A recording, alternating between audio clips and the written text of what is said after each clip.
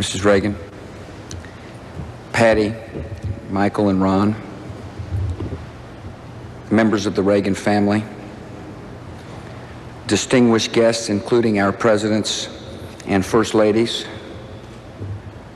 Reverend Danforth, fellow citizens. We lost Ronald Reagan only days ago, but we have missed him for a long time. We have missed his kindly presence, that reassuring voice,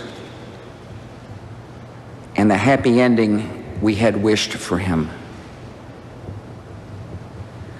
It has been 10 years since he said his own farewell. Yet it is still very sad and hard to let him go.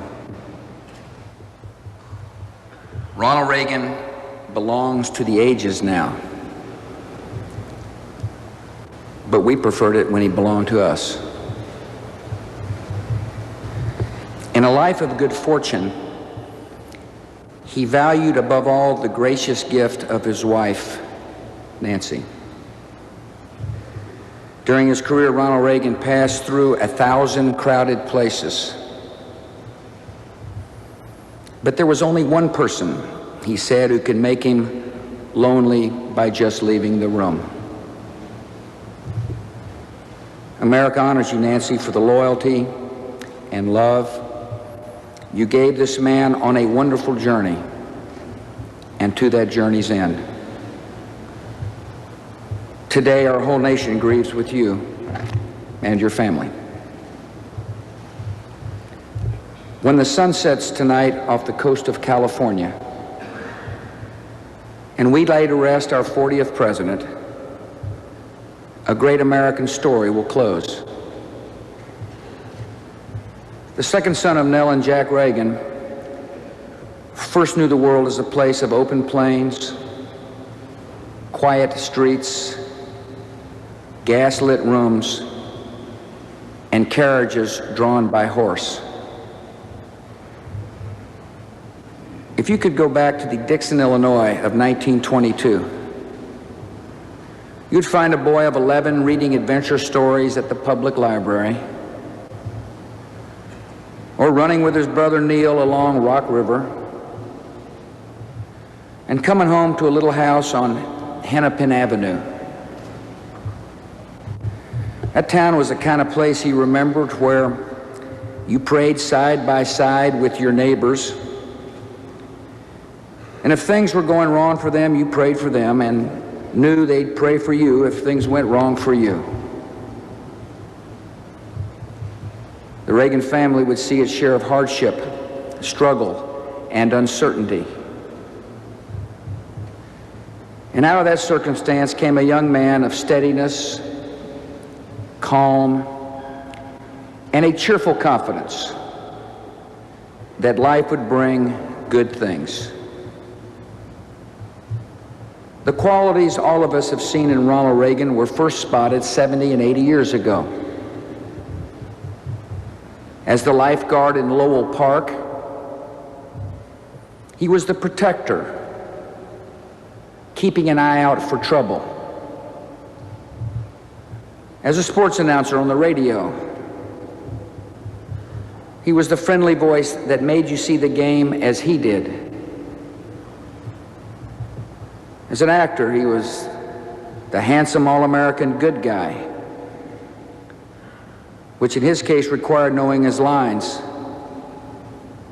and being himself. Along the way, certain convictions were formed and fixed in the man. Ronald Reagan believed that everything happens for a reason,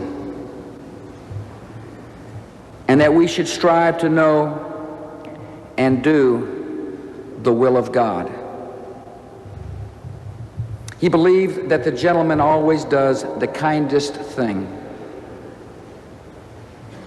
He believed that people were basically good and had the right to be free. He believed that bigotry and prejudice were the worst things a person could be guilty of. He believed in the golden rule and in the power of prayer. He believed that America was not just a place in the world, but the hope of the world. And he believed in taking a break now and then, because, as he said, there's nothing better for the inside of a man than the outside of a horse. Ronald Reagan spent decades in the film industry and in politics, fields known on occasion to change a man. In Washington that had far overstepped its proper limits, of a time for choosing that was drawing near.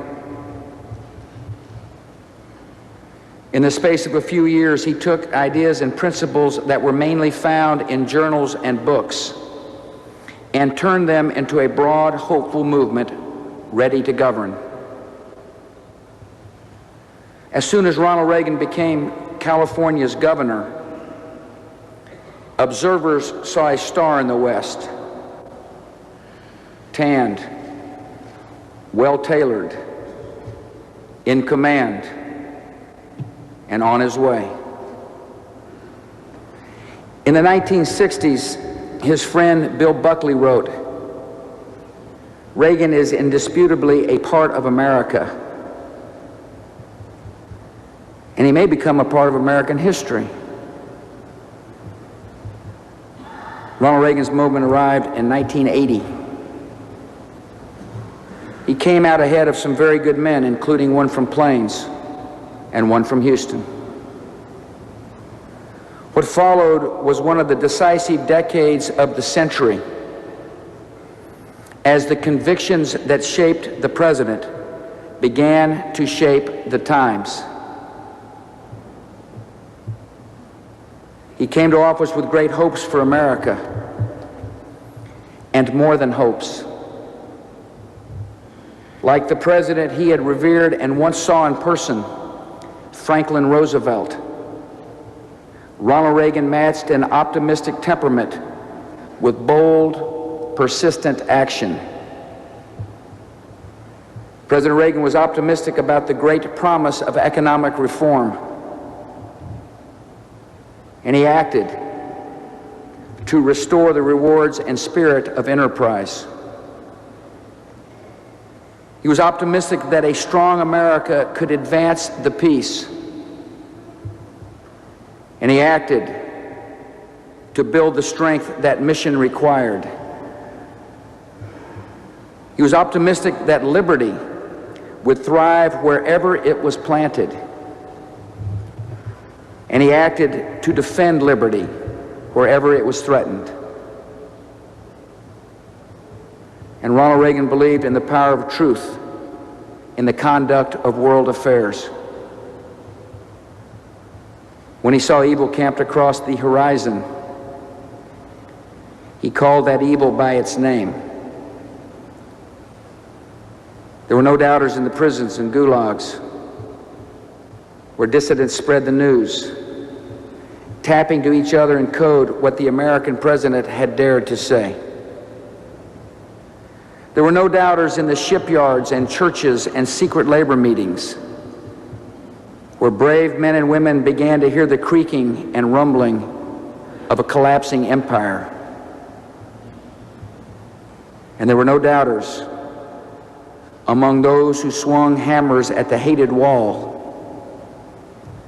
that the first and hardest blow had been struck by President Ronald Reagan. The ideology he opposed throughout his political life insisted that history was moved by impersonal tides and unalterable fates. Ronald Reagan believed instead in the courage and triumph of free men. And we believe it all the more because we saw that courage in him. As he showed what a president should be, he also showed us what a man should be. Ronald Reagan carried himself, even in the most powerful office, with a decency and attention to small kindnesses that also define a good life. He was a courtly, gentle, and considerate man, never known to slight or embarrass others. Many people across the country cherish letters he wrote in his own hand to family members on important occasions, to old friends dealing with sickness and loss, to strangers with questions about his days in Hollywood. Boy once wrote to him requesting federal assistance to help clean up his bedroom. The president replied that unfortunately funds are dangerously low. He continued, "I'm sure your mother was fully justified in proclaiming your room a disaster. Therefore, you are in an excellent position to launch another volunteer program in our nation. Congratulations." See, our 40th president wore his title lightly, and it fit like a white Stetson. In the end, through his belief in our country and his love for our country, he became an enduring symbol of our country. We think of the steady stride, that tilt of the head and snap of the salute, the big screen smile, and the glint in his Irish eyes when a story came to mind. We think of a man advancing in years with the sweetness and sincerity of a scout saying the pledge. We think of that grave expression that sometimes came over his face, the seriousness of a man angered by injustice and frightened by nothing. We know, as he always said, that America's best days are ahead of us. But with Ronald Reagan's passing, some very fine days are behind us, and that is worth our tears. Americans saw death approach Ronald Reagan twice, in a moment of violence, and then in the years of departing light. He met both with courage and grace. In these trials, he showed how a man so enchanted by life can be at peace with life's end. And where does that strength come from? Where is that courage learned? It is the faith of a boy who read the Bible with his mom. It is the faith of a man lying in an operating room who prayed for the one who shot him before he prayed for himself. It is the faith of a man with a fearful illness who waited on the Lord to call him home. Now, death has done all that death can do. And as Ronald Wilson Reagan goes his way, we are left with the joyful hope he shared. In his last years, he saw through a glass darkly. Now he sees his Savior face to face. And we look for that fine day when we will see him again. All weariness gone, clear of mind, strong and sure and smiling again, and the sorrow of this parting gone forever.